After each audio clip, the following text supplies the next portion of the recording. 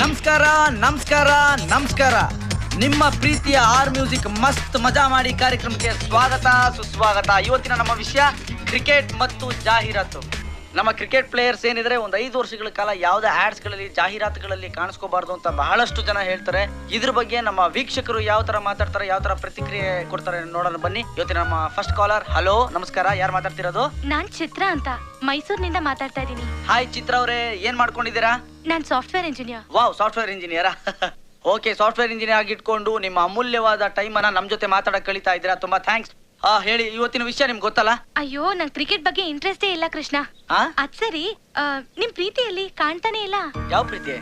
ಅದೇ ರೀ, ದಿನ ನಿಮಗ್ ಫೋನ್ ಮಾಡಿ ಐ ಲವ್ ಯು ಅಂತ ಹೇಳ್ತಾ ಇರ್ತಾರಲ್ಲ, ಆ ಪ್ರೀತಿ.